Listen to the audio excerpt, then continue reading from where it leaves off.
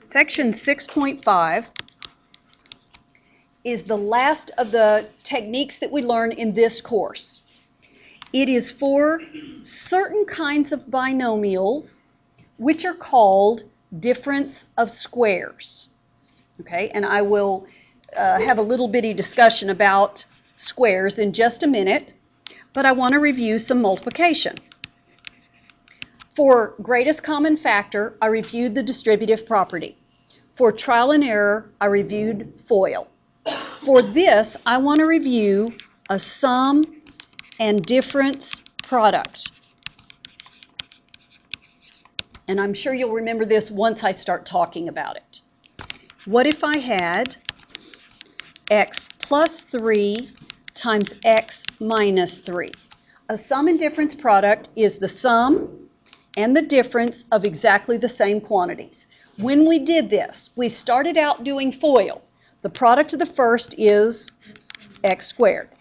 We found out pretty quickly that the outer product, which is negative 3x, and the inner product, which is positive 3x, cancel each other out, and we just don't need to worry about them. And the product of the last is always a positive number times a negative number, so it's always minus, and it's always that number times itself. What you end up getting is always a difference of the square of the first minus the square of the second. X squared and 3 squared. Always a difference. Let's do one more example of multiplication. Let's suppose I have 5x plus 2 times 5x minus 2.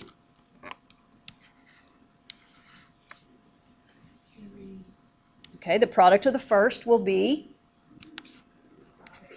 25x squared. Outer product, inner product, I don't care. What's the product of the last? Minus 4. And it is the difference, meaning subtraction, of squares. 25x squared is a square, 4 is a square. Let me remind you, in case you're not all that comfortable with what some squares are. If the number is x, then its square, of course, will be x squared.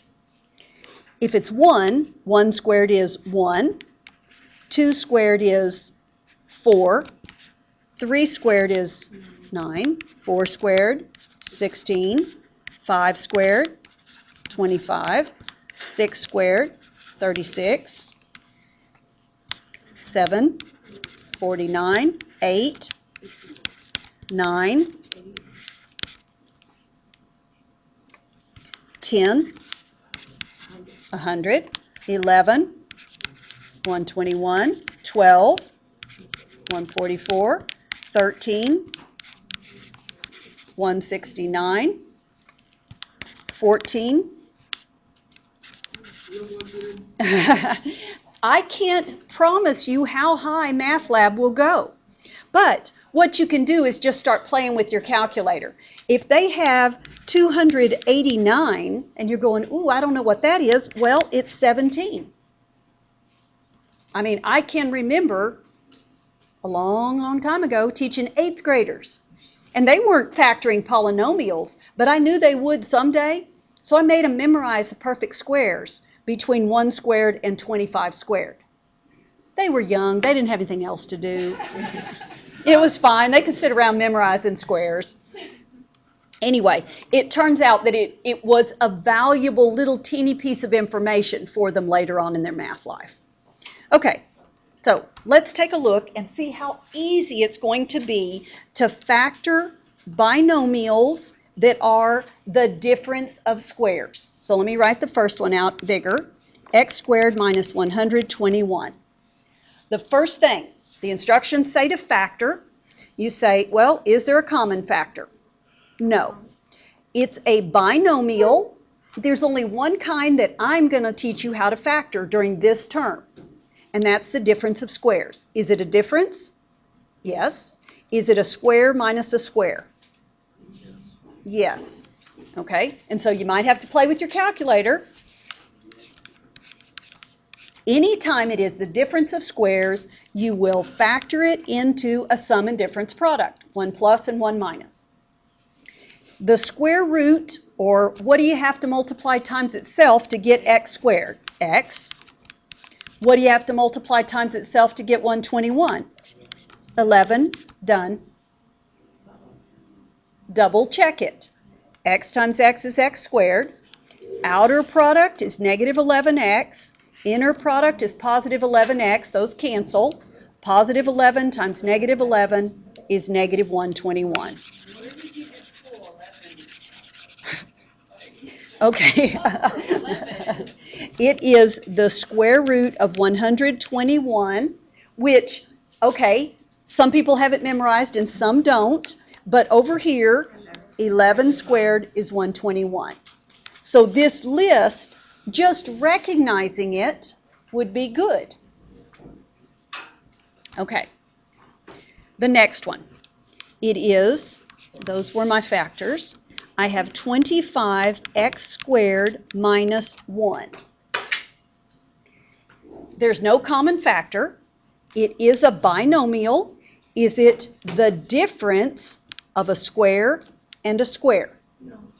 Okay, now sometimes 1 is overlooked as a square, but it is 1, because 1 times 1 is 1. So it is the difference of squares. I put 1 plus and 1 minus. What's the square root of 25x squared? 5x. Good, 5x. So it goes in the first spots. And what's the square root of 1? 1. And that's it.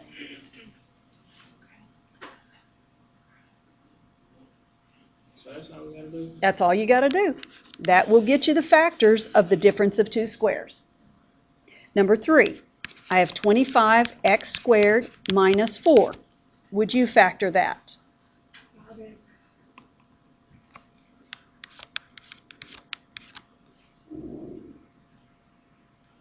1 plus, 1 minus, because it is the difference of squares. And so what goes in the first spots? 5x and 2. So it's 5x plus 2 times 5x minus 2. All right, you're going to love number 4. I have 81x squared minus 196y squared. Pardon? Oh, yeah, well, I was being sarcastic. When I said you'd love it, it was sarcasm.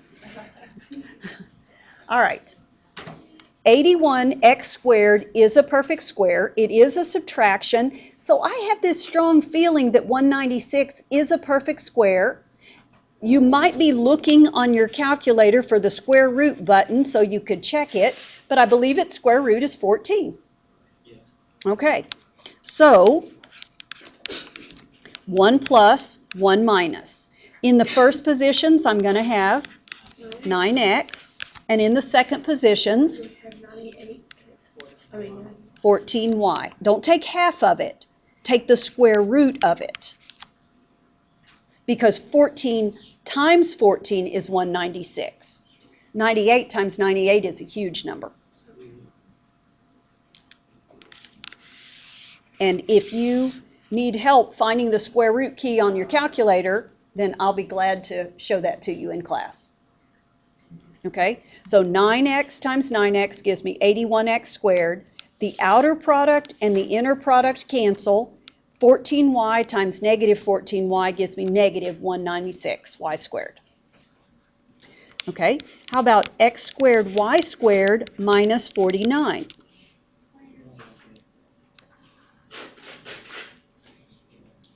Is that the difference of squares? No. Yes. Okay, well, we're getting a debate, yes and no. It is the difference of squares if you can think of blank times blank gives you x squared y squared. xy, xy. Okay, and then what's the square root of 49? 7. So some of these have little kinks in them, like that one having the double variable. All right, now, question? Okay, we got a fraction. We're not gonna freak, although I believe there is freaking going on. I have x squared minus 1 over 25. Now, something I probably need to tell you. A fraction is a perfect square if its numerator is a perfect square and its denominator is a perfect square. So is it? Is this one? Yes. So its square root is the square root of the top and the square root of the bottom. So 1 plus and 1 minus. I need an x and an x and 1/5 plus 1/5 and minus 1/5. Okay, it is not harder. It's just you're a little intimidated by the fractions. That's it, right? Pardon? So that's it, that's how you do it? That's it. Mhm. Okay, we have a few more. Number 7 starts out as negative 16t squared plus 1. That's an R. R. Oh, That's okay, I thought it was T2. thank you. Okay. It's not just an old age thing. It's a blind thing. All right, negative 16 r squared plus 1. Well, I don't know that you have adequate training, but what are we supposed to think of when our leading term is negative? Positive. We need it to be positive. That means we've got to factor out a common factor that's negative to get it out, to get that negative out. 16 and 1 don't have a common factor, so I'm going to factor out merely a negative 1. And the only thing that told me to do that was that the leading term was negative. That makes it positive 16r squared and a minus 1. But it accomplished something else for me. It now gave me perfect square minus perfect square. So that's good.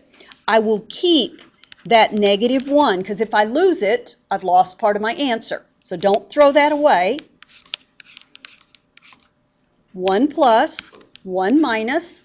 What's the square root of 16r squared? 14, Not half, 4r. It's real common for people to take half of something when they're supposed to be taking square roots. 4 times 4 gives us 16. And then the square root of 1 is 1. You must have all of that to get credit. Don't lose the negative 1 out in front. Okay, 2 more to do. There are 3 more problems. I'm going to do 2 of them. Number 9. 16x squared plus 49. Is that the difference of 2 squares? Yes. No. Yes, it is. It's the sum of 2 squares. You might think that that's not a big deal. Oh, it's a huge deal. The sum of squares is prime. So if it's positive right there? Yes, It's prime. prime. Prime right out the gate. Yes, Don't even do it. yes, because the only way you can make the middle term disappear is if the outer and the inner products are opposites. 1 positive, 1 negative. Well, that's not going to happen if the last number's positive, because the 2 signs would be the same. Okay. Okay, now, the last one is number 11. I'm going to write it large right here. M to the 4th minus 81. Does that look like it could be the difference of squares? Okay, I think what might be throwing us off is this. Okay, now remember, that's a square if you can think of something times itself that gives you that. 2m squared. Okay, how about m to the 2nd and another m to the 2nd? Would those multiply to give you m to the 4th? Yes. All right, so this is the difference of squares, because what's the square root of 81? 9. 9.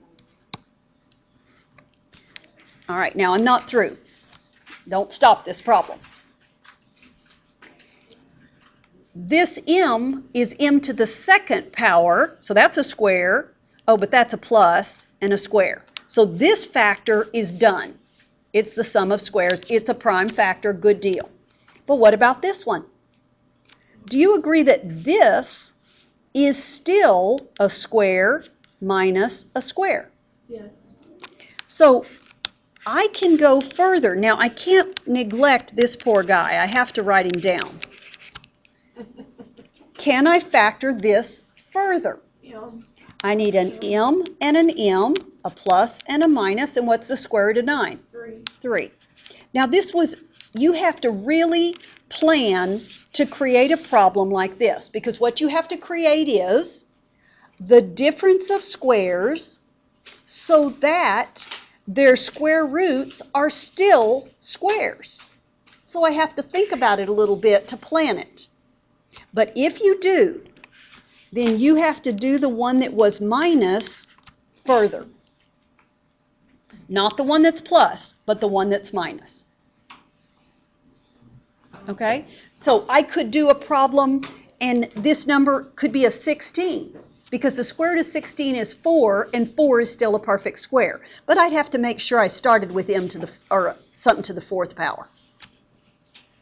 Okay, so let me stop this.